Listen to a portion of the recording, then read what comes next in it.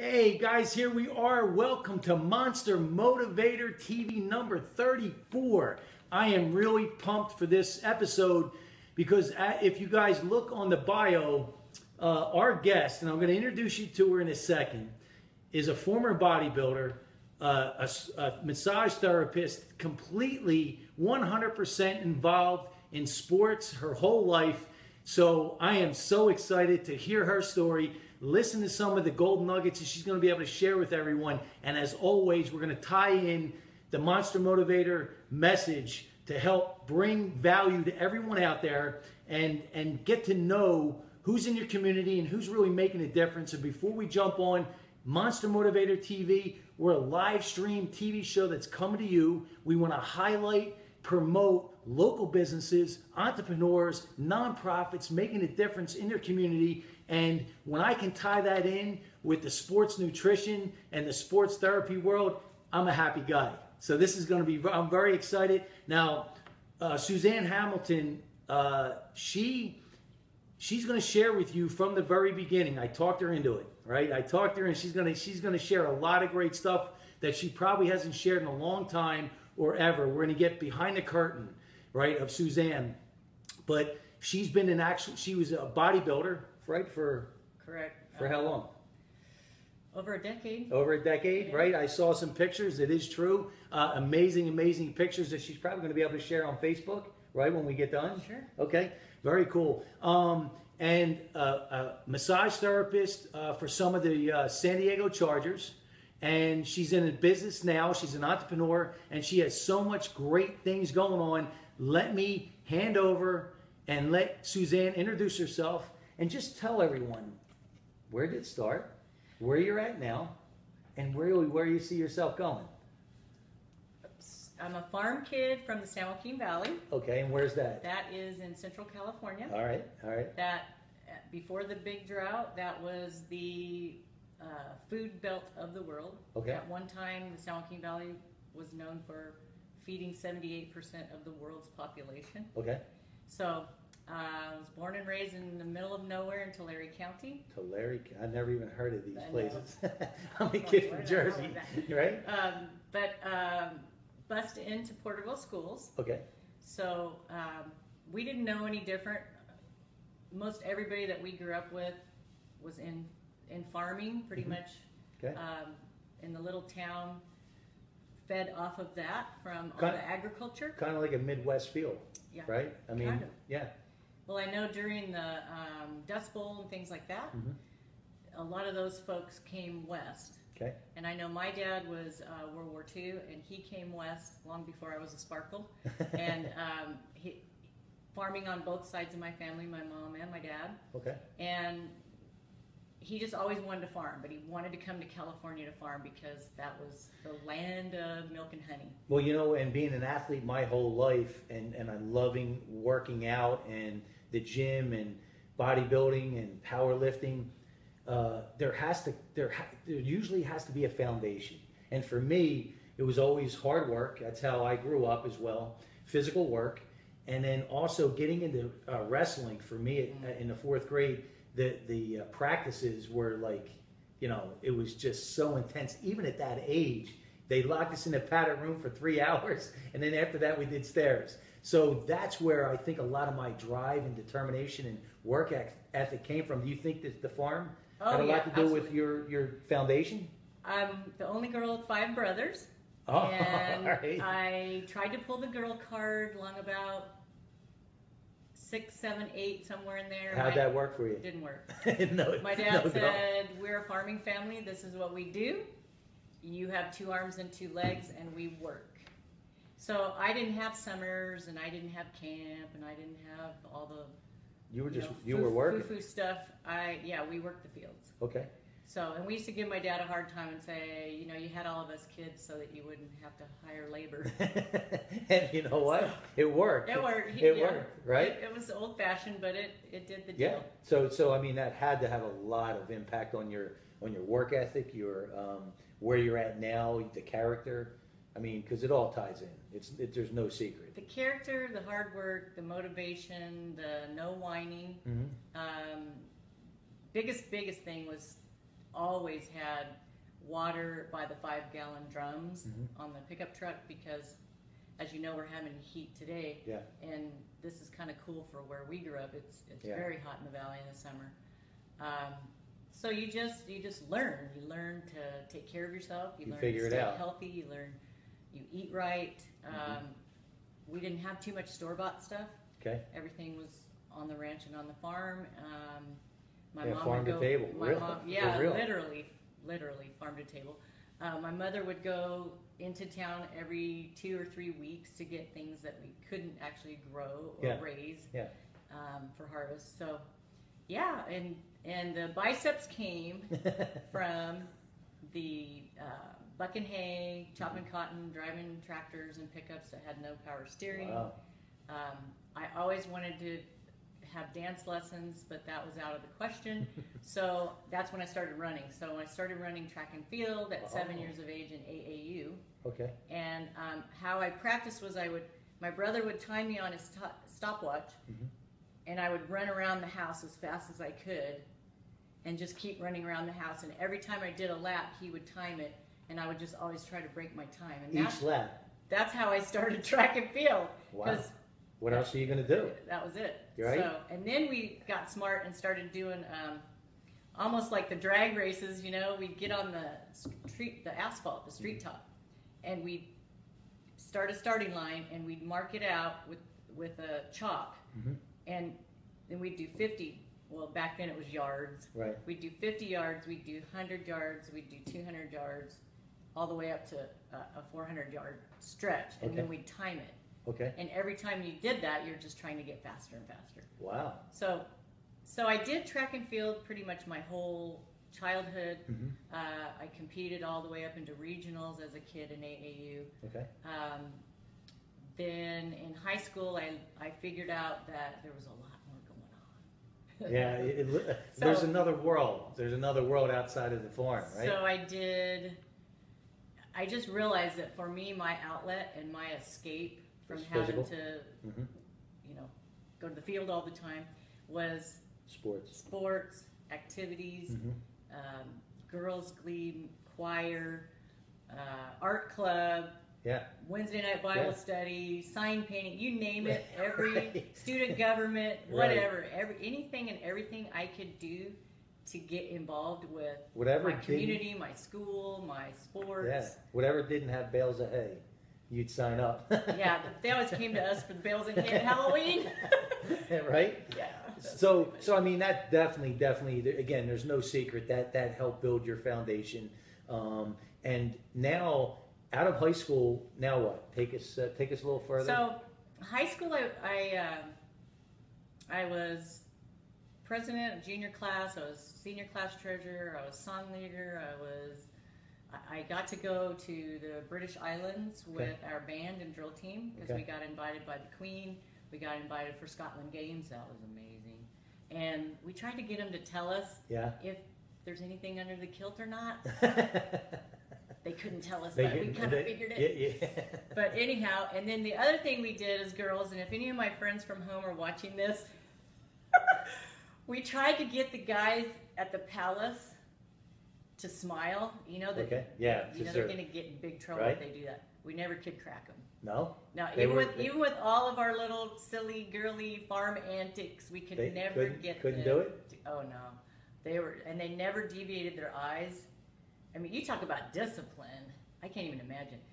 Not even a blink. I mean, and we were like in their face, Dave. We were messing with them hard. Wow. They're probably like, oh, these Americans, Yanks. Now, how was that? How was that experience? That was coming from a farm kid, right? That was my first plane ride. I mean, never leaving the farm up until that point.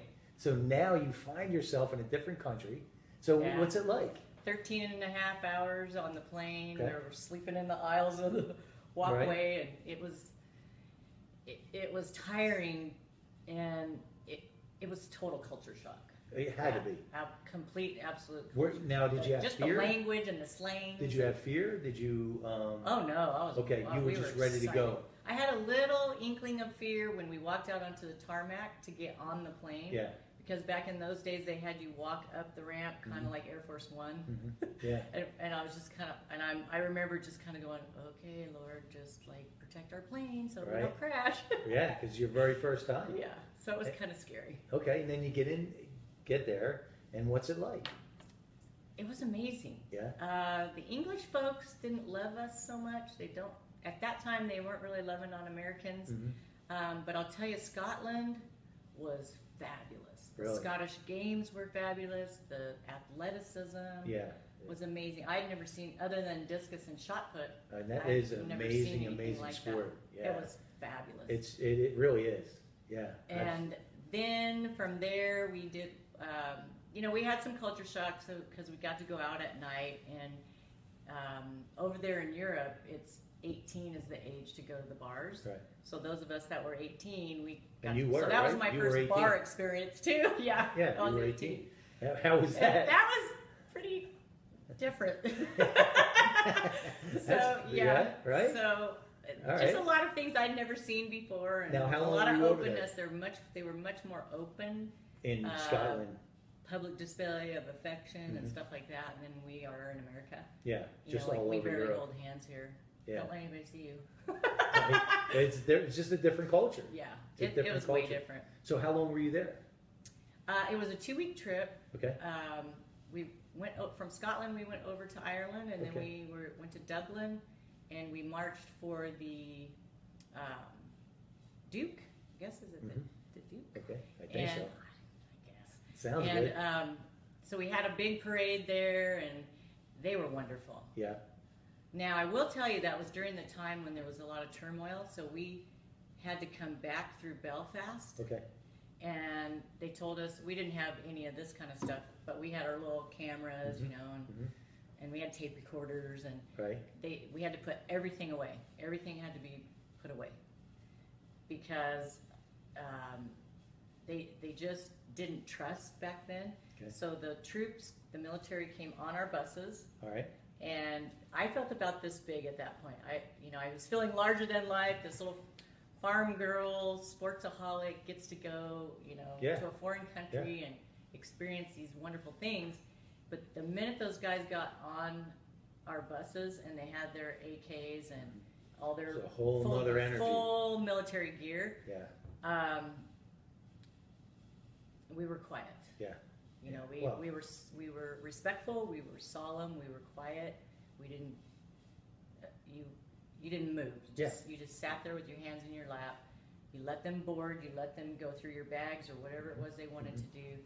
And as soon as they knew that we were good to go, then they got off the bus and carried on. Everything was clear. But yeah, that was a serious moment. Now, how did you feel when you got back into the States? I couldn't wait to get home. Okay, you were ready? Yeah, I was ready. Okay, after 2 weeks? That was, I was ready to come home. Okay. Because it was information overload, culture shock overload. Everything, just and at that age, it just overwhelming, I guess, after a while. So now you're back in the States. We're safe here, kind of. Oh. I mean, up until recent, but I mean. No, it's just. Our soil, no question. We take so much for granted. Yeah, that's why everyone's trying to come over. Yeah, I mean, exactly. let's be real, right? Let's keep it real. So now you're back in the States. Now what? Now I'm getting ready for college. Okay. So I entered in Porterville Junior College, and I ran track for them. And scholarship or no. Okay. I was not on a scholarship. Okay. Back in those days, they didn't do a whole lot of scholarship. Yeah. When I was running in grade school, it was right as Title IX was coming into play. They hadn't implemented Title IX yet, even though it had passed. It took many years before the monies actually went to the girls' sports. Okay. So we ran against the boys. Oh, okay. Until high school, I ran against the boys. That's all right. It just makes you faster. Absolutely. Absolutely. It takes your game to a whole nother level. You can beat the guys. Or keep up or anything. I mean, pretty much got it made. Absolutely. So and then what they did is they would take our times. Right. And they would tally our times, and then we would find out our placings. Okay. Because it was in different heats, and it was always co-ed. Okay. Up until I got to high school. And then in junior college, it was full-on girls, women's and men's sports. Right. Even though we were still kids. And that was really fun, and I got to travel all over Okay. California competing against all the other junior colleges in the state of California. I actually qualified and ran at Chico State for CIF state championships for college, junior college level. And what did you do? And I what did was your... high jump, believe it or not. I just practiced and practiced until I got that Fosbury flop down. And then I was the anchor for our relay team for our 400 relay. Oh, so awesome. those two events. My favorite event was my 200 and my long jump, but I didn't quite get to where I could compete at the state level with that. So, but I did get to go on the other two. That was awesome. That's awesome. So now we're out of college, or so now I'm transferring into Fresno State. Okay. And it was my first year since I was 7 years of age that I didn't compete. Wow. So from 7 until 20. So you didn't do any sports? I competed in sports. My first year at Fresno State, you didn't know? I didn't compete because I wasn't on any kind of scholarship, and they didn't actually have a track team for the women at that time at all. So they had the men's track, but not the women's track. So you can do anything physical? Well, I did physical because I had an AA and a BA in physical education. Okay.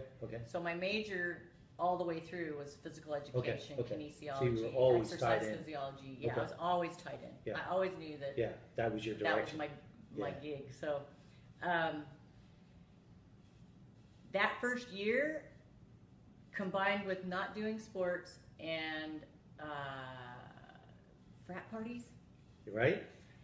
And a little bit elbow disease with the beer drinking, and I started gaining weight. Oh, wow. And that was different for me. Yeah. But it was from drinking beer. Yeah. So. And not being as active. Beer is not ketogenic. And not being as active. Right. Not being as active, correct. Right. Did you miss that level of competition? I did.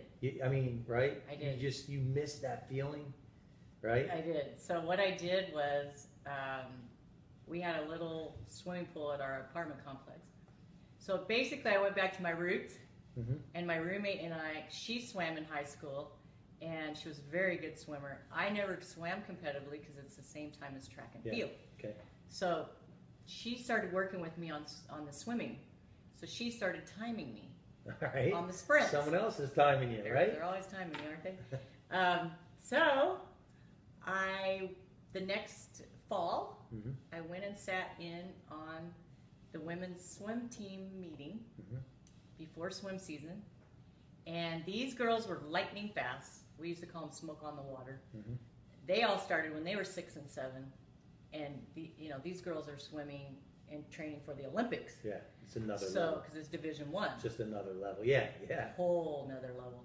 So, I'm sitting in the meeting, and these girls are just on full ride scholarships, swimming against the best of the food chain. Top of the food chain. And I'm sitting there in my chair going, okay, I'm just a PE major. I used to run a lot, and I should just sneak out the back.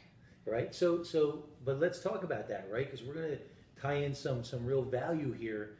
And I'm a big believer that your self-talk dictates a lot and creates a lot of your results. So right away, your self-talk is saying, I don't belong here, right? My self-talk said, you want to know what it said, quote unquote? Yeah. Because I have an elephant mind. Okay. You are way out of your league. You're over your head. Yeah, you're over your head. Okay. So what happened? So she had all the girls come down because we were up in the stands and the pools down below because we had an indoor pool at the time. They all went down toward Coach Poston, and I literally did sneak out and go out the other side. I did. I literally. You left. I bolted. You just left because you just felt. Because I was like, dude, I'm just a PE major here. I gotta just sneak out of here. So I get about 50, 75 yards out, and I hear this, excuse me, miss? Oh, no. And I turn around. It's the assistant coach. Okay. And he says, where are you going? And I said, well, I guess home. Right. To my little apartment. he said, why? And I said, well, I'm a physical education major. I've competed all my life. I had a year without competing. I'm losing my mind. I don't really kind of know what to do with myself. And I've never swam competitively. And I just think I'm way out of my league here. My whole thought process was, I know I want to teach and coach. And what a better way to be an example and to know how to coach your kids if you compete and participate in that sport. But that self-talk, that self-image didn't allow you to stay. So now I'm really dying to hear what the coach said. So he said, well, why don't you come back tomorrow? I'll arrange a meeting in the afternoon for you to meet with Coach Poston personally. Okay.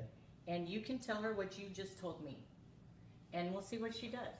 She'll know what to do with you. Okay. And I said, okay.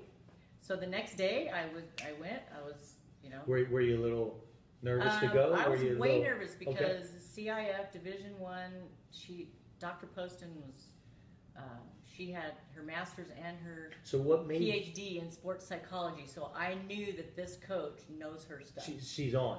She's on. She can look at you and tell you things you don't even know. Yeah, that's her world. So what do you think? Because that's a major fear barrier, right? Because you already left, right? You cemented in your subconscious that you didn't belong, right? You had the coach. Well, not that I didn't belong, but I was just out of my league. Well, in that world, in that room, right? You didn't feel like you belonged. But how did you get past that fear barrier? What made you show up to the meeting the next day? I had to show up. I gave my word. Okay. All right. I told him. He said, if I arrange the meeting, will you be there? I said, absolutely. Okay, so let's do that. Let's take it back, right? Because so if I give you my word, that's beautiful, because you had a big enough why. No matter how bad. But you had a big enough why, right? So if we go back to where you started, right, it created that character. All that hard work, the lifestyle that you lived, that family that raised you, created, right, that self-image that was strong enough to say, you know what, I'm scared to death, right? I don't belong here. I have no business being here, but I told him I would go, so I'm going, right? I mean, that's really, and I always say, and I just posted this, it is always, always, always the same recipe, just different ingredients. It's always the same recipe. You had a big enough why. That was your why. I gave my word, right? And there's no negotiation. Well, it's that World War II dad too. Oh, mine. If I give you my handshake, if I look at you in the eyes, and I give you my word, and we were taught very young age, if you can't keep your word, you're useless. Where do you go? Where do you go? Exactly.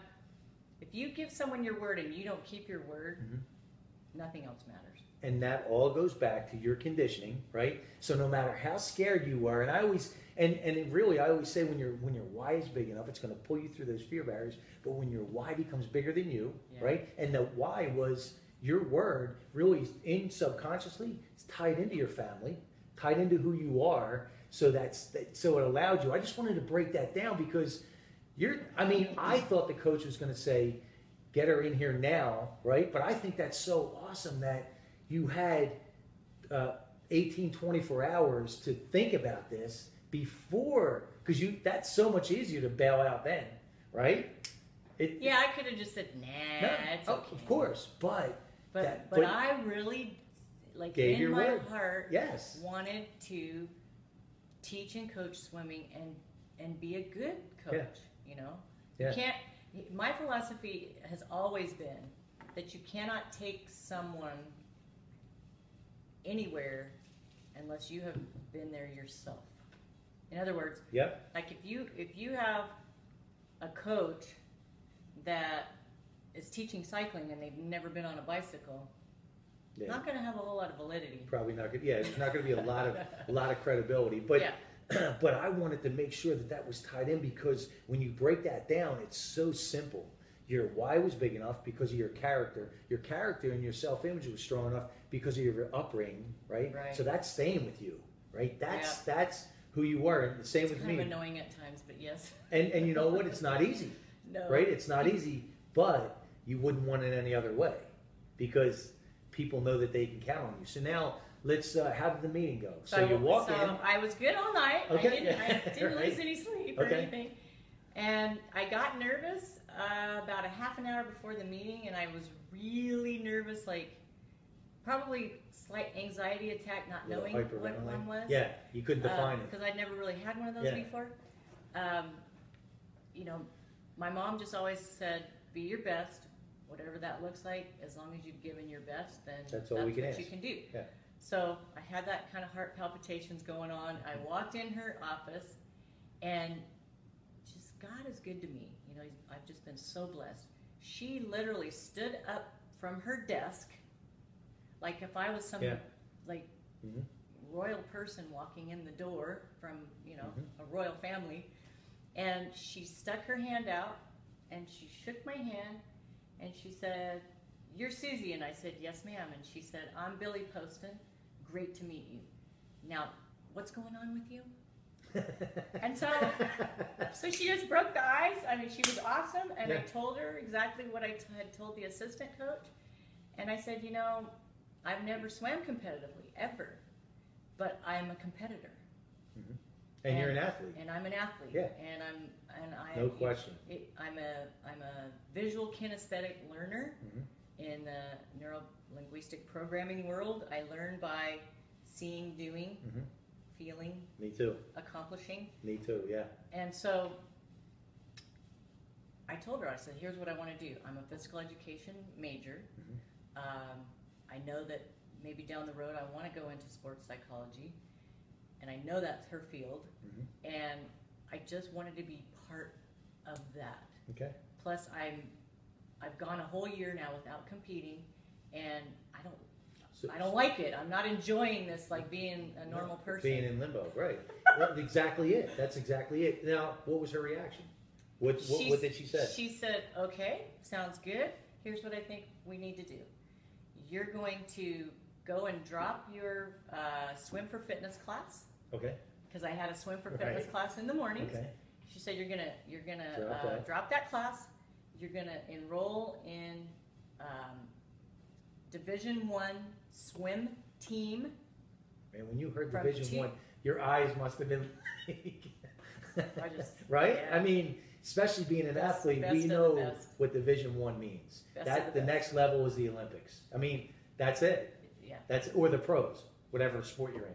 Yeah. Exactly. Absolutely. So what she had me do was that. All right.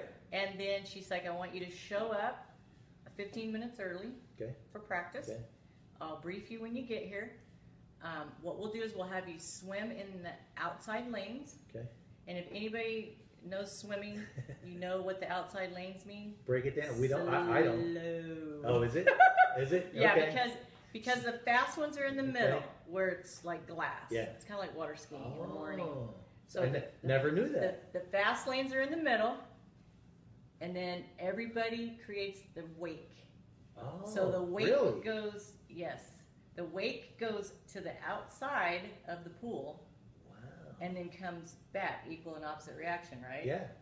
So if you're in the outside lane on either either side of the pool, you're a buoy in the ocean. you're just swimming a lot slower than you should be, but because you're having to overcome a lot of so the center lanes are VIP, right? Yeah, if you're in the center lanes, you're pretty much on a full ride scholarship. Yeah, you're a VIP. So now that you're doing this, how is it? How's it going? How's it feeling? How's it? Hardest sport I've ever participated or competed in, other than dieting for bodybuilding. Physiologically, mentally, spiritually, emotionally, everything, body, mind, spirit. Long before the body, mind, spirit movement started, you get to know yourself quite well. So did you get to a point where you're actually competing on the team? Well, I'm glad you asked that question. I want to know. I am a competitor. Yes. So I'm swimming and I'm not digging it. I'm not digging you're not pushed to the side of the pool by everybody else's wake. So I started really working hard. Okay. And I knew sprints were my forte from track and field. So I really started working on the sprints. I would drown to this day doing butterfly. So she was kind to me, and I didn't have to butterfly. Okay. So when everybody else was doing the butterfly part of our training, she let me freestyle. Okay. So I breaststroked, I backstroked, and I freestyled.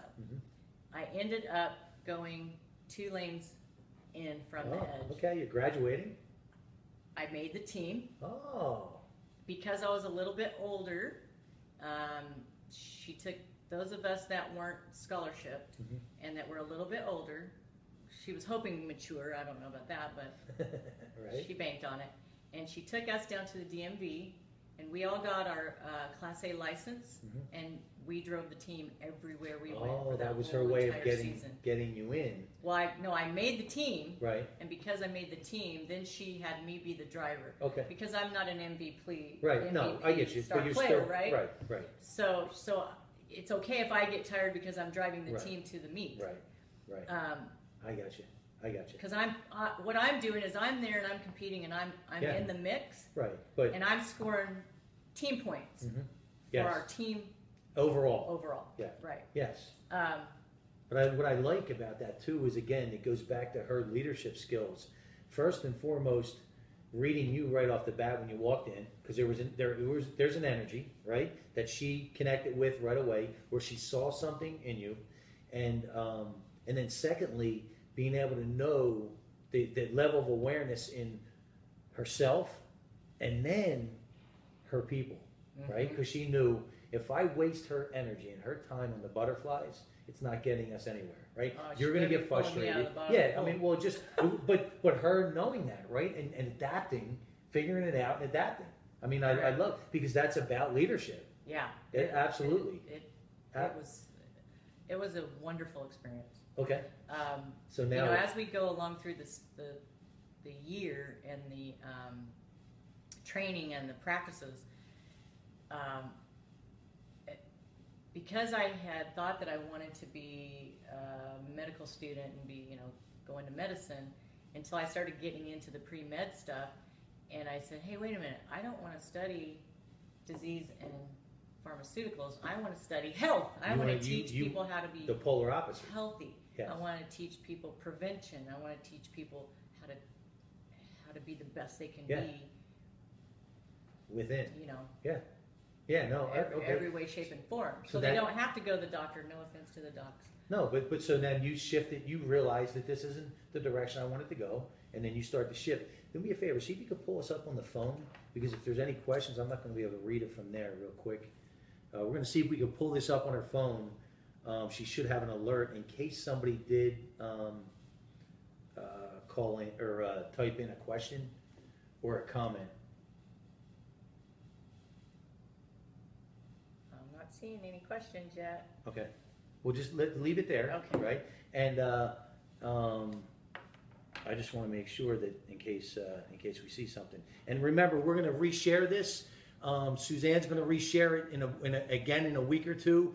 And you're going to have all of her information. So when you have questions, you just type it in. You know where to reach her on Facebook. We'll give all her information before we jump off. So we are now competing Division I. And how's that making you feel? Because you walked out, right? How is that helping your self-image, your inner confidence, Because of that experience, I knew that no matter what level a person came to me for direction or coaching or training, that if I didn't know in the immediate, that I would have the resources to figure it out, to pull from. To pull from, exactly. That's it. So that right there, right? Having a coach that saw something in you, believed in you, and then you backing up with the work ethic, the drive, the determination, right? There's no secret. No. It's just no secret to success. You just dig deep. Right. And I'm a firm believer too that you met that coach never by accident. No. You attracted that coach because of what you brought to the table to begin with, right? Even though you were scared, even though you were unsure, even though you left, you still had that energy that you brought that attracted that coach, right? But if you didn't take the action, they disappear. So interesting. Yeah. It's always the same recipe. So now we're So because of that cross training, I always had big glutes and legs from sprinting, right. but my upper body was basically kind of what it is right now because I haven't trained in 5 years. Okay. And we started cross training upper body, obviously because it's swimming, right? So that's how I got into bodybuilding. So now take us into you were did you get your pro card? For bodybuilding. Yeah, my pro natural. You did. Okay. Yes. So now let's I want to figure the bodybuilding thing took a lot of years. I mean, it listen, wasn't like I said, okay, I'm going to go to this team meeting and I'm going to see if I can try out for the team and I'm going to swim a little bit or I'm going to run a little bit and then I'm going to be on the team. It was a lot of growth years. I finished my bachelor's. There was a lot of things that went on. Yeah, life, life, right? So I didn't compete right when I wanted to compete when I was in school because I was in my senior year of undergrad. I was in pretty much a lot of my hard classes, kinesiology, exercise phys, I think one of my more advanced chem classes, stuff like that. And you know about dieting. Oh, it's brutal. And the whole low carb, no carb, I couldn't even study. I couldn't study for tests. I couldn't retain information. Oh, it's just brutal. I just put that whole bodybuilding thing on hold. Yeah. Meanwhile, I'm putting myself through school, working at a fitness center. But you're still training. I'm still training. Yeah. Okay. And I'm still teaching and I'm still coaching. Right. And my senior year, my junior year, I took theory and analysis of football with Coach Jim Sweeney and the whole coaching staff. And he got me connected between the fitness center where I was working and the football program and my physical education program. Okay. So my senior year, I became the conditioning coach for the Fresno State football team for spring conditioning and agility. How was that? It was awesome. Was it? Yeah. What did you love about it? That's kind of when I started knowing I like to be up in front of people. Okay. Because like I said, I didn't compete in the bodybuilding, so I was never actually on stage yet. And I liked being the one to give direction. I liked being the one to coach. I liked being the one to motivate. Okay. Because I had 5 brothers, I could kind of talk guys' lingo and I could razz them. You felt in your world. I was in my element. Yeah. Plus, I love football. Okay, there you go. So anyhow, I mean, if I could have played football as a kid, I would have. Right. But I was a girl, so they didn't let us play. But so now when do you actually start to get into competition? That was after I graduated. Okay. So, but the football thing, what was cool was we had all these big, huge guys coming in to take the class and to take the conditioning and to do the floor work. And then we would take them out on the field to do their agility drills. But I had this big, massive linebacker come in one day, and he was giving me a really hard time. And he's like, this is girl stuff. I don't know why we have to do this. And I was like, really? Well, if this is girl stuff, you should come through with shining colors. And those guys, that whole team, Jeff Tedford, who was UC Berkeley's coach after college, was our quarterback, and he was front and center with me.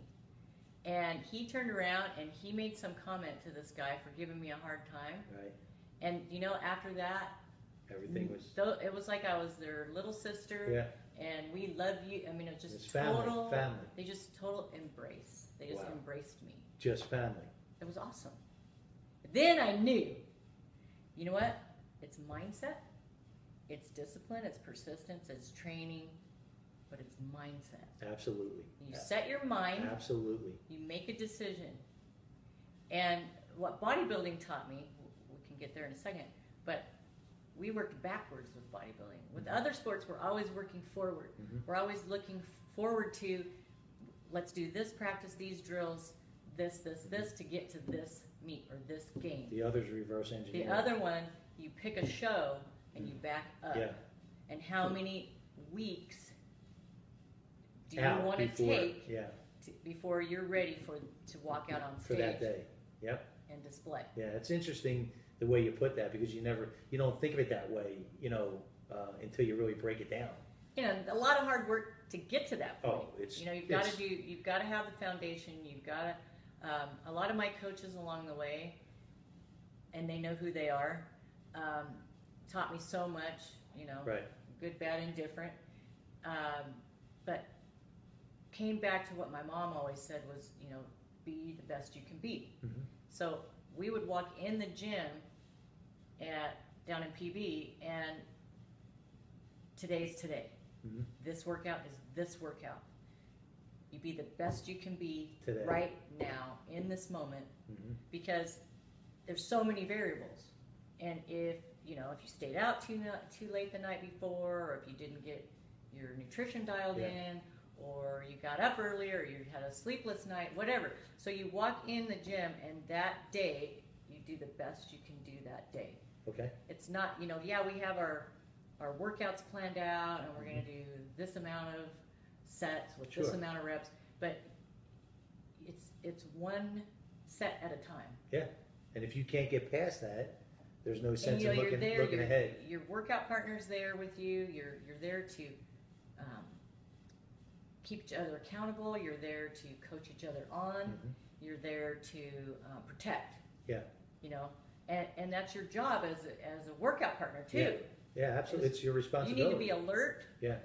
I don't know how people are doing this Yeah. while they're working out. You have to be present. I'm old school. You turn that off, and I was doing personal training and massage therapy there at Gold's Gym, also. So my whole world was there for over a decade. Right.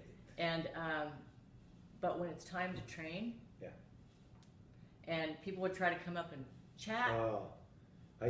I always tell people, if you've never met me before and you met me at the gym, you'd say, man, what an asshole this guy is. Honestly, because I have my headphones on, I don't even make eye contact. People thought we were not nice. Yeah, because if they met us or came and had an encounter with us during a workout, the only other time really you're going to get in trouble with the bodybuilders if you reach for something on their plate, especially if they're dieting. Yes, even not dieting. Yeah, that's the fastest way to get in trouble is to try to take something off a bodybuilder's plate. There's just things because that food has been weighed out, and listen, it's to the gram. You want to talk about you better not touch my food if you want to keep your hand. Absolutely. I'm gonna chop your hand off. I remember this statement I heard Dorian Yates say in an interview. That's my man. I got to work on him. You did?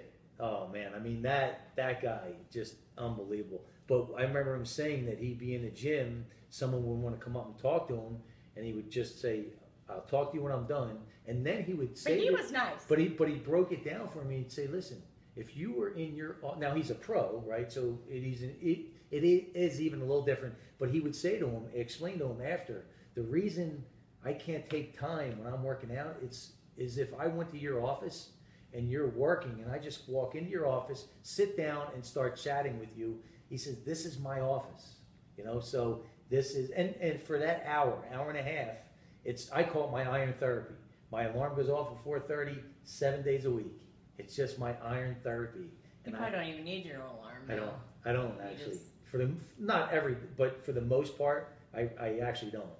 Yeah, because it's just so ingrained. DNA now. It's so ingrained, and it's such a part of my world that when I start to feel overwhelmed, I start to feel stressed with the businesses, that's my release.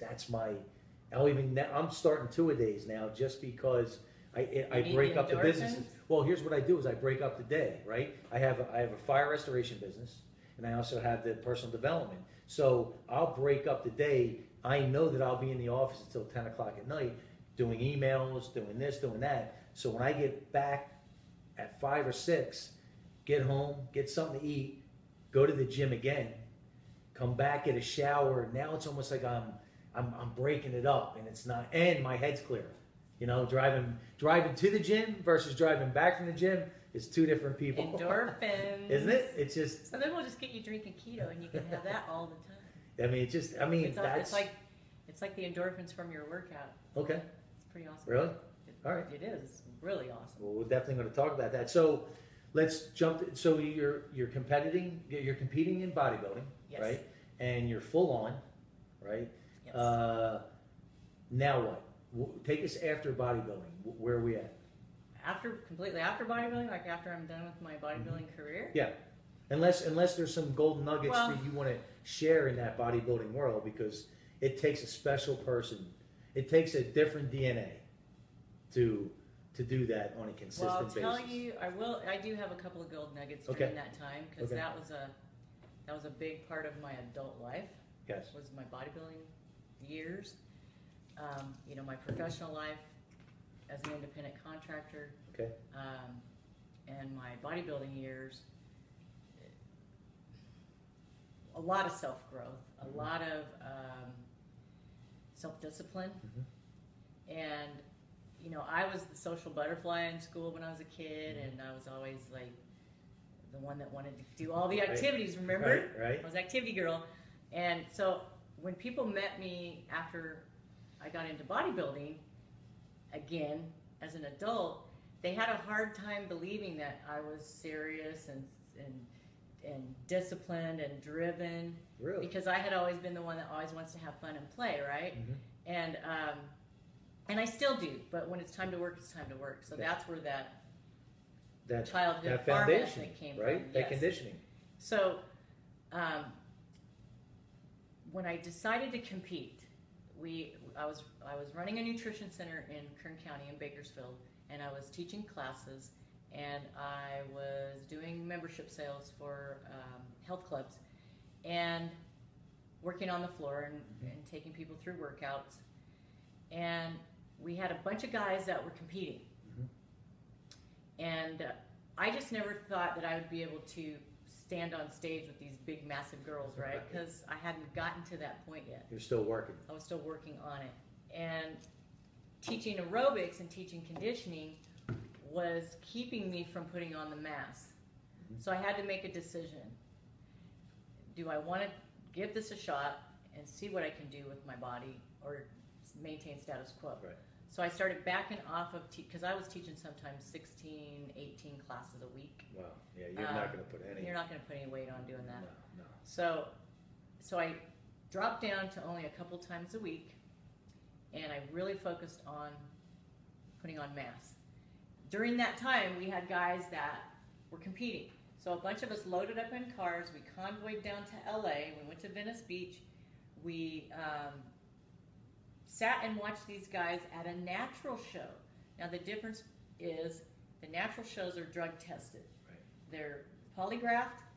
Every single person that steps on stage must prior go through a polygraph, and you have to have a letter or two of recommendation from someone that matters in the world, saying that they'll vouch for you that you're drug free. Yeah. Then the top three do urine analysis, so they have to go for urine. We watched these guys and gals, and they weren't that much bigger than me, and they were a little more cut. Well, they were conditioned for a show. Yeah. But my brain that had said, you know, you're not really quite there yet. Once I saw it visually, and I knew it could be obtained, the belief started to really build. and I said, you know, I could do this.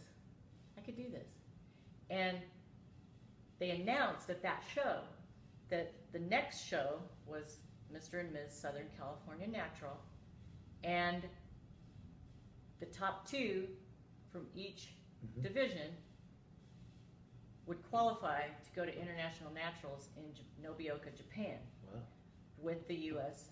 team. So I went, I think I can do this. Right. So 12 weeks, I went back home to Kern County where I was living, and I just did that thing where I put my blinders on and I did everything right. I got a guy that had been Mr. California to work with me. Okay. I got a guy that his wife had been Miss California, but that was in the NPC. So that's a whole different league. Yeah. And I had them work with me and just dial me an outline and dial me in. But it goes back to you weren't sure, you didn't think that you were big enough, but you took the action, you went there, it started to create a belief, and then that belief, right, turned into a decision. Correct. And then once that decision was made, right, and then, well, right, because it all ties in, then once that decision was made, you took more action, and those people and those circumstances start to appear. You know, I say action, I always say action is magical, right? When you start taking that action, the people and the circumstances come in, and I guarantee anybody out there looking, anybody here today can tell you if they look back in their life, there's things that happened that the best Hollywood screenwriters couldn't write, right? Because, you know, quantum physics tells us that thoughts are things, right? Our thoughts are powerful energy sources. So, you know, I love to break that down. As a man thinketh, so he shall be. Oh man, James. So guess what I did? Right. I started doing a vision board. Okay. And I started cutting up magazines and putting body parts. Yeah. You know, not just the look of someone that looked how you want to look. The actual, like, dissected, just like an anatomy class. Okay, I want my biceps to look like this. I want my quads to look like this. I want my glutes to look like this. And I put it, I old-fashioned cut and paste, put it on a board, and I put it up. And then I started cutting out little quotes for myself. If it's to be, it's up to me. Take your body where your mind wants to go. Dare to be different. Those kind of things. Yeah. And I just focused on those. Then I started getting up early in the morning, earlier than I was, to go in and do my early morning workout, because I was doing 2-a-days, and then working full time. Right.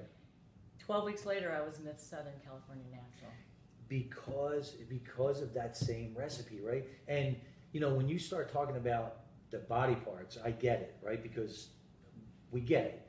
But for the people that don't work out to that level or have never been to that level, and we're just talking about this actual sport, what she did, whether she could define it or not at the time, was we think in pictures, right? That's how we think. Yes. So now she took it to a whole nother level where she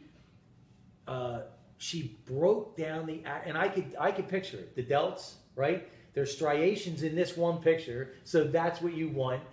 You know, the Christmas tree in the back, right? Now that's lingo that not everyone knows. But what that tells you when you're talking about in bodybuilding, when you're talking about a Christmas tree, it's the lower back and the striations that are shown when you get to a certain percentage of body fat and also muscle mass. Well, the combination, right? To be able to show that anatomy chart, right, as you're walking around. The quads, right? The striations, the crosses, the teardrop, right? And the diamonds, which are called their calves, right? The diamonds, right? And diamonds are a girl's best friend. I'll tell you, and the guys, right? It's a struggle. Oh yeah, I know some guys that would pay for some calves if they could. Oh, I know guys that have. I know guys that have. Well, yeah. Yeah, I mean, you know, listen, it is what it is. It's, you know. Those aren't as pretty to look at, though. No, not the same. They haven't gotten down. They haven't matched Mother Nature yet. That's for sure. But the guys, or the girls and the guys that have those genetic calves, absolutely amazing. I remember Matarazzo. Just ridiculous. He was one of my clients. Just ridiculous. I'm sure Nasser probably was too. I worked on Nasser. Yeah. Okay. I actually did Nasser's. This is honest to goodness truth. Pro bodybuilders. Pro bodybuilder Nasser El Sanbadi, Egyptian. Spoke 5 languages. A beast. A beast. Monstrosity. Anyway, he came to me in the gym one time and said, Susie, can I work in with you and your workout partner on back day? And I said, excuse me? And he said, I want to work in on back day. Will you help me make my back look like yours? I mean, and this is This is a man that's a pro bodybuilder at the top of the food chain, 5'10", 320 pounds off season, 280 pounds on stage probably, ripped at 5'10". I remember the first time I saw him down in Atlanta, Georgia, at one of the Olympias before, when they used to have them all over instead of just Vegas. And I just remember walking in. I walk into the men's room, right, at this mall, and the wall goes like this, and then you turn, and as you turn, the mirrors are there. So then, as you walk, right, you're looking at the mirror, so then you see the urinals, and he's standing at the urinal in shorts, and I look, and he's standing there, and his calves are touching. I go, this guy, and so a matter of fact, we actually wound up talking in the bathroom. I said, hey man, you did a great job and this and that, and he starts asking me conditioning questions, and I'm looking around like, is there someone else here? Because this guy is top of the food chain right now, right? You know, there was a year or two that he was right there with Dorian. Yeah. I mean, right there. He was top 5. Oh, no question. Well, one year he came, the year that he came and asked to come in and work out back day with us. Mm-hmm. It was so much fun. It was back to that thing where the football player giving you a hard time, and then you know you give him a little what for. But I had proved myself from all the years of hard work and all the blessings that I had from my coaches. You know, I could name all of you, but it would take another half hour to name y'all.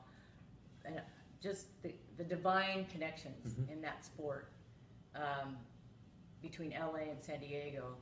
And I was just blessed. I was blessed to have them as clients. I was blessed to have them as friends. I was blessed to have them as coaches. And the thing with Nasser was he was always hungry. He never got to that point where I'm the best of the best. No, he was always on that cutting edge to be better, which is what we're doing now, prove it and be better. No. So he after I helped him with his back workout, and we really started working on some of his deficiencies, because I was doing his body work. So I would tell him, okay, you need to lay off this exercise for a while, and let's beef it up. We need to develop in a different area to get the total development, so you do look like an anatomical chart. Right. And he said, would you help me with my diet for the Olympia? So that before that, he had never cracked the top 10. Okay. He was like 10, 11, 12, 13 in there. I think maybe he had gone to 8th or 9th at one time, but it was kind of a fluky thing. So I started working with him on his diet, and what I did was this ketogenic thing that is a buzz now, we've been doing for years as bodybuilders. You know, being in ketosis, doing the ketogenic program. Give them a real quick, layman's terms breakdown on what that means. That means that you're on a low carb, for us at times no carb. No, I was going to say almost no carb. So right? I still have brain cells that I'm trying to bring back to life from doing no carbs. Yeah. Because we didn't have products that we do now. You can't remember how to get home. Brain. Oh no! I had my girlfriends had to drive me. So give us an overview of for what that is. What that looks like is back in the 90s, the Atkins was the thing. For me, I thought it was too much saturated fat. Okay. So I come from addressing you as a whole person, because I'm a holistic health practitioner, and you're not just a shoulder, you're not just a wrist, you're not just a quad, you know, you're not just a headache. There's a whole package. There's a whole realm of things going on holistically, and so I would address that with my athletes, you know, whether I was working on them or not. If they came to me for advice, then we would look at the whole picture. So the ketosis lifestyle, what we call pre-competition, back in those days, you're low fat to moderate fat. Your protein, for us as bodybuilders, which I'm unlearning this now because we know more, the science is teaching us different. we would do high amounts of protein. High amounts of protein. High amounts of protein. And not realizing that because we were doing such high amounts of protein, we were keeping ourselves from being in ketosis. Okay. Because of conversions. So, but we did very low carb to no carb. Mm-hmm. And so the ketogenic program that you're hearing a lot of buzz stuff about now, patterns from that. Okay. We took, obviously take things to the extreme. Yes.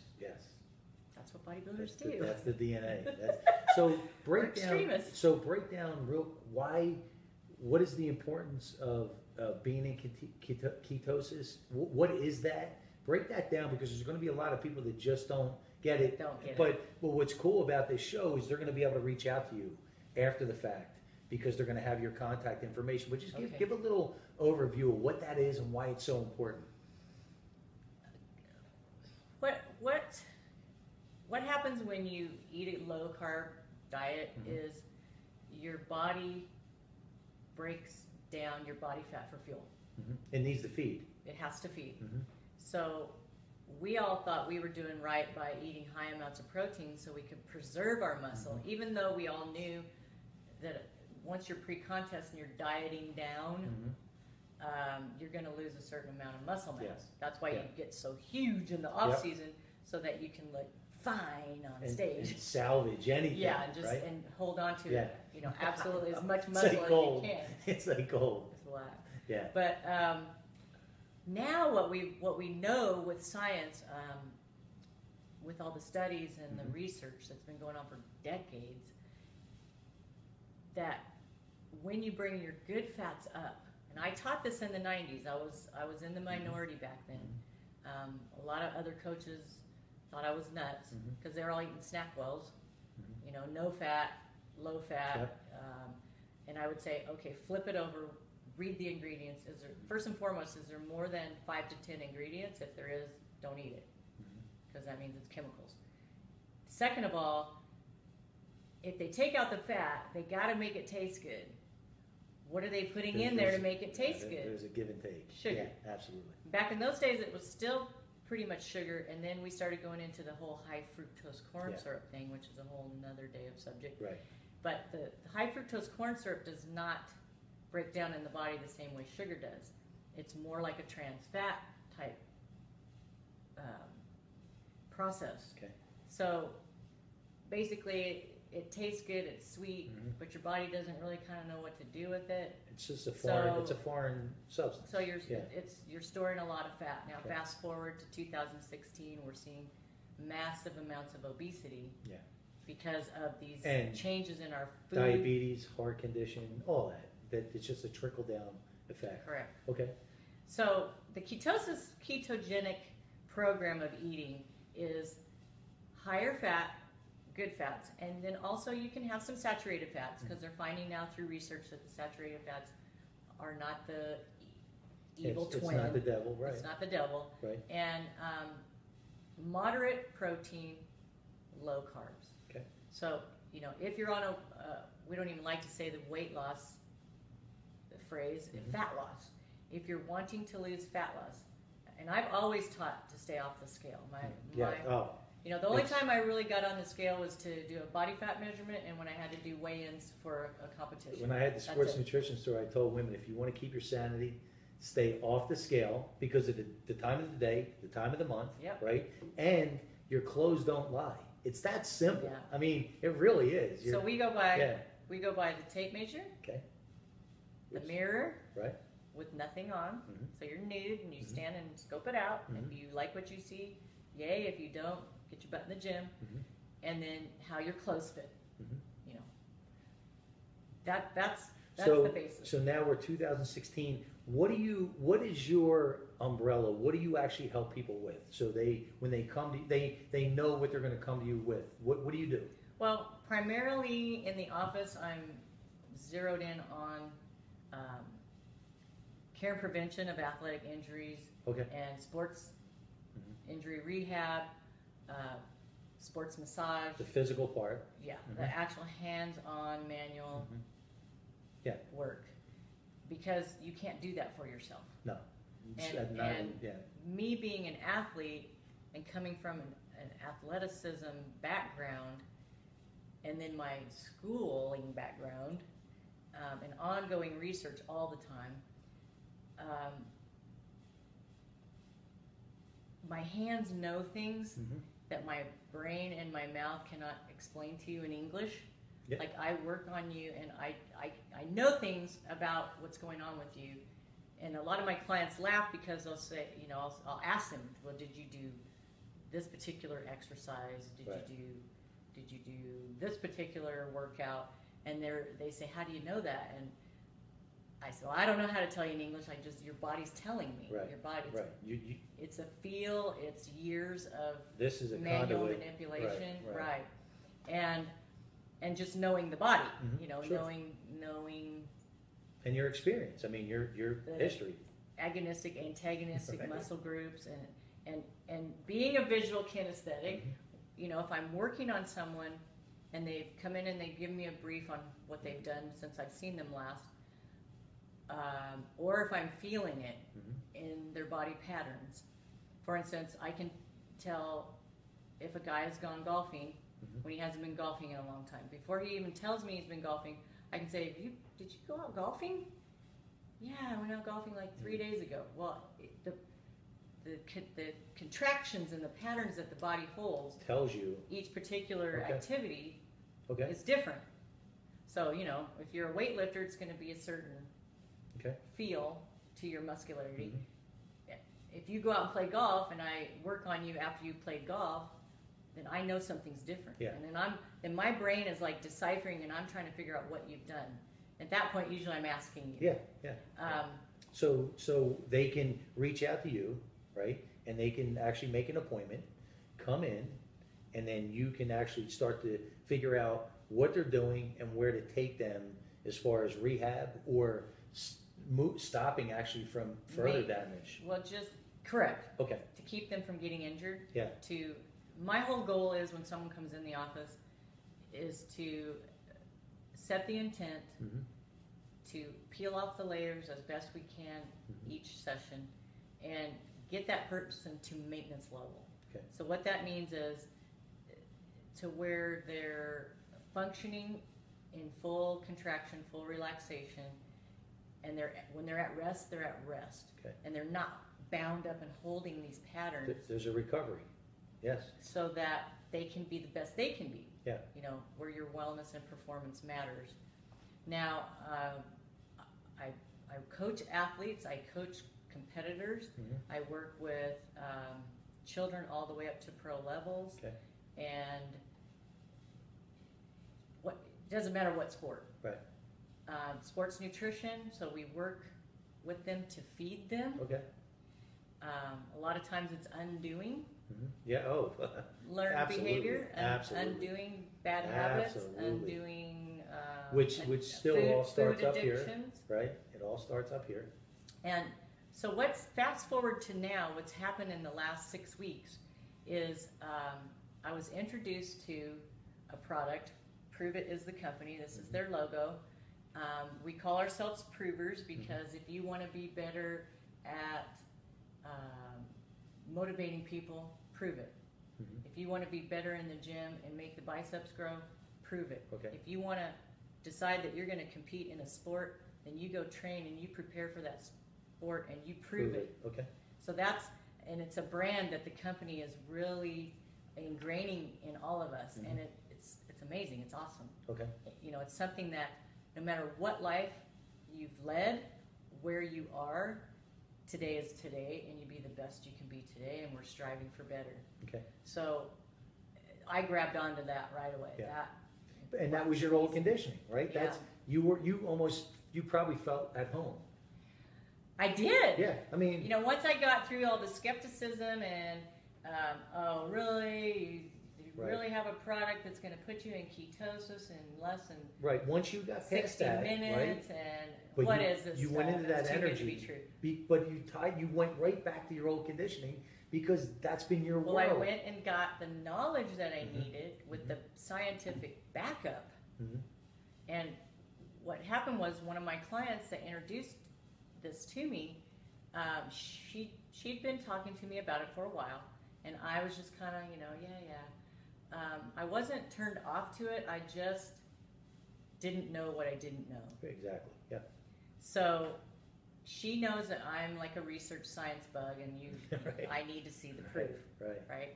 So she said, we have Dr. Mary Newport, who's a neonatal medical doctor, coming to speak, and she's showing how to reverse Alzheimer's with a ketogenic, ketosis, and ketone-based product, along with this diet and lifestyle. Would you like to come? And I'm working on her as she's talking to me, and I said, yeah, I think I should. I think I need to get out of my own way, and I need to go check this out. And here's what I want to touch on. See, this is so important, and I talk about this in my keynotes, is it doesn't matter if it's business, if it's corporate, if it's personal. The most toxic statement you can hear in life is, we've been doing it this way forever. We're going to continue to do it this way. That statement. Right? Because, well, it's a fear-based statement, number one. Number two, I believe that we're either moving forward in life or we're moving backwards. And when we move backwards long enough, we disappear.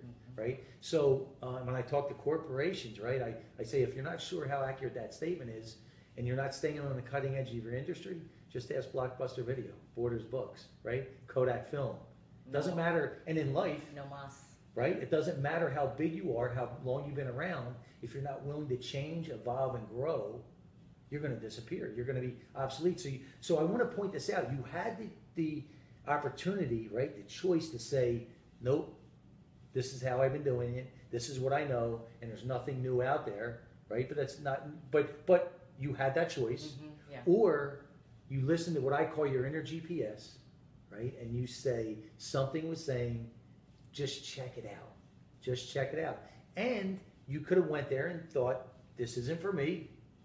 But you got there, you felt the energy. I wasn't even there, but it's the same recipe. You got there, you felt the energy, you felt it home, and then you did your homework. So it is that simple. It really is. My husband and I went, he might say I took him dragging and kicking, but he really said yes, he would go. Okay. Because he was curious too. Yeah. We want to know. We're in that age group where now we're getting older. I hate that word. Anyway, I refuse.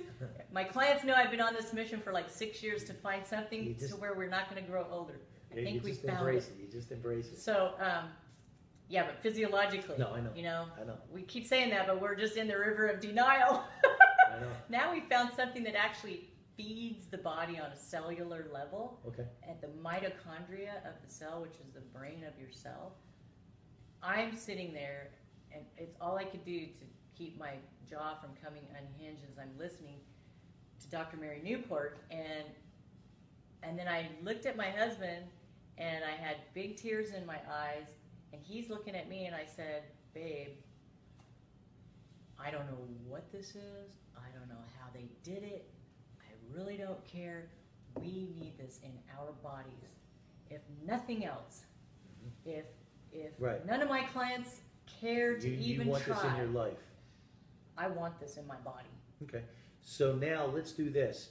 I want you to just leave us with a few golden nuggets. Okay. And I'm gonna give you a little bit of direction. So somebody that because you've done it over and over and over in your life, whether it's they want to start a new business, they're a single mom trying to get out of that rut, they're the guy in that corporate world that hates to be there, they're that person that is sitting on that couch wishing, right, that they could get in better shape or they can have a better relationship. Give us some golden nuggets. What gets you out of that funk? What gets you past? What starts to move you towards that fear barrier that you can crush? Like, what is my advice to them? Yeah. Give us some golden nuggets, because you've lived it. You've had to crush through a lot of fear barriers, right? I'm a firm believer that it's who you surround yourself with. Absolutely. What's your why? How big is your why? And I'm a firm believer that your goals, they have to be what I call the dynamic duo. They have to scare you and excite you at the same time, or there's not enough juice. Like our interview today. Right? But that's what we talked about. So So just give just some quick gold nuggets on life.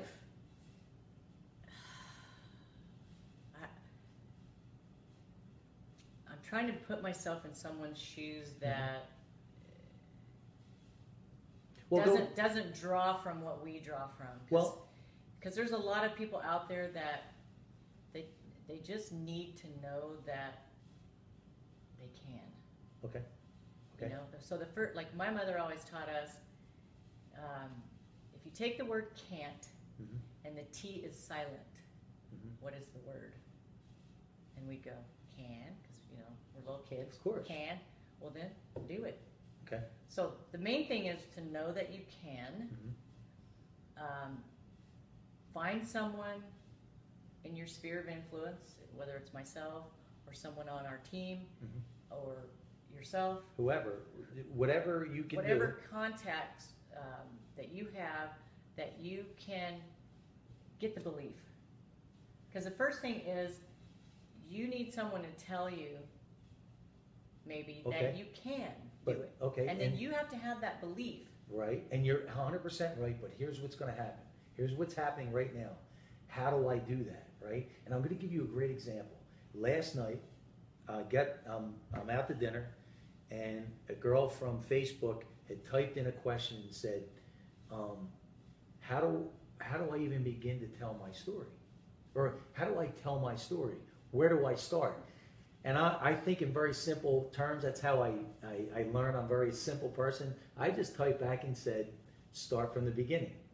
So she said to me, wow, next thing I know, we're 2 or 3 conversations in. Now, I said, what, you ever think about writing a book? Well, I can't because of this, this, and this. I said, well, let me put you in touch with somebody. So I put her in touch with Kelly today. Oh. She's going to start writing her first book. But yesterday, so my point is, you need to believe. You need to surround yourself with the right people.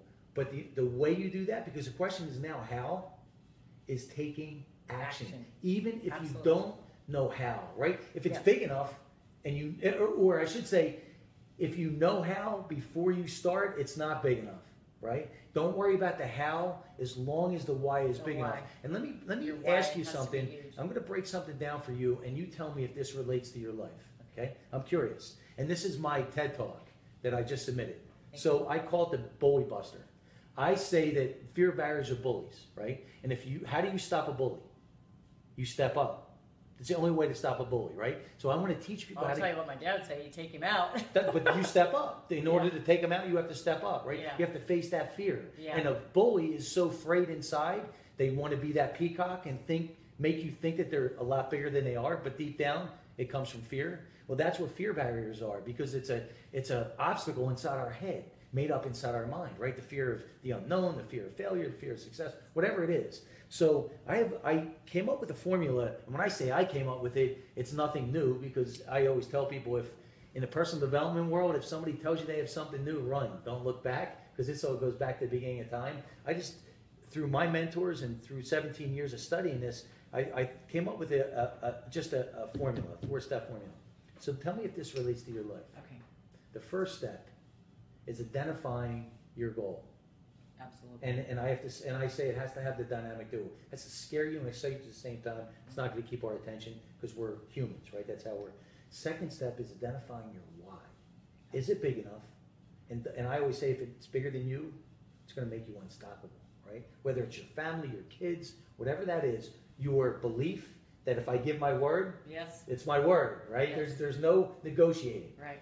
Third step is, what's the action that you're taking? Is it getting you closer or farther away from that goal? And fourth step is and you're going to love this, right? Is what I call the game changer. But it's the most underutilized, misunderstood step in life and in business. I don't care what it is. And it's the inner coach. It's that self-talk. What are you telling yourself? Which now gives us, you, me, whoever, your results, your reality, which is, I believe, your self-image. And if you're not happy with your results, if you're not happy with your reality, go back to the top and just reevaluate. So if you look back in your life, how accurate is that in order to break through fear barriers? Pretty accurate. Okay. When you look back, it's pretty accurate, meaning they are the steps that you took, whether you could define it or not. When I look back at my life, I took those steps, but I just couldn't define it at the time. Right. Right? I kept taking the action. Right. We knew what to do and how to get there. We just didn't know what we were doing. Right. Or we might not even know down. how to get there. But when you keep taking those steps, when you keep moving through, I always say that darkness is only going to be temporary as long as you keep moving forward.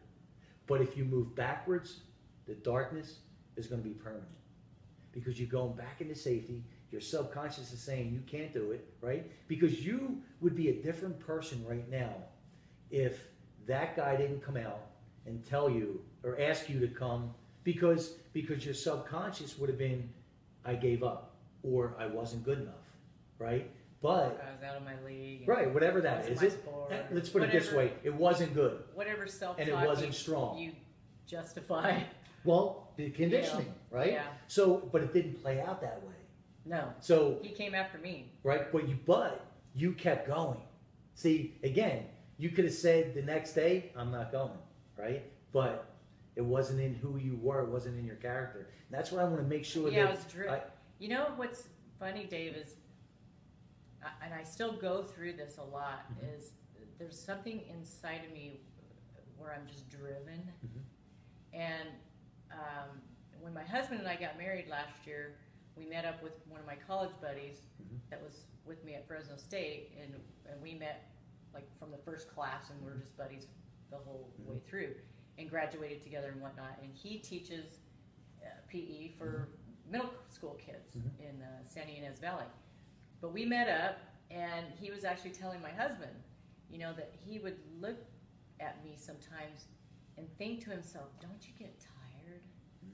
Because there's something in me that, I guess because I am so goal-oriented, and I guess because I always do want to be better, I always want to. I think that's a part of it, but here's what else I think. More. But here's what else I think.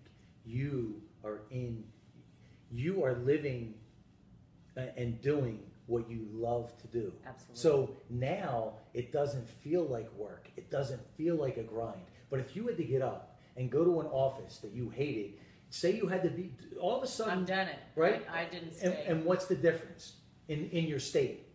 Completely Boring. different. So, and just draining, right? So when you don't find that, you just become part, like you said, you disappear. You disappear. You just become a person in a cubicle, and you become status quo. You give up. And you give up. And it's just not the same state. And I believe that there's, we can only be in one state at one time, meaning if you're in a grateful state, gratitude state, yes, you can't be in a fearful state at the same time. You can't be in a negative state at the same time, but vice versa. If you're in that negative state, it's impossible to be in that gratitude state, because we can only be in one state at one time. But the state determines everything. It does. It determines our results. It absolutely does. So where can they find you? On social media? They can find me on social media. Facebook? They can find me on Facebook. Instagram? They can find me. I'm going to be acclimating myself in Instagram. You heard that. Okay. Instagram. So are you I'm not a tech person, you guys. You don't need to be. Do the tech you don't thing, need to be. You can do it. So Instagram, we're going to get you on. Yelp. On Yelp. Okay. What about LinkedIn? I'm on LinkedIn. Okay. So right now you're on LinkedIn, Facebook. Do you have a website that they can find you on? I don't have a website. Okay. So here's what we're going to do. Once we jump off, right, we're going to do the Monster Motivator pose together. It's the crab. And we have to make the crab. I don't have enough traps. And we have to make the sound. Right? So once we jump off, we're going to share this video, and we're going to, because we're kind of getting blinded by the light here, we're going to, you're going to find all her information out, and please reach out. If you're not sure, just ask her any question that you want, and she's easy to find. So you ready? Ready. On 3. 1, 2, 3. Atta girl. Good job. So let's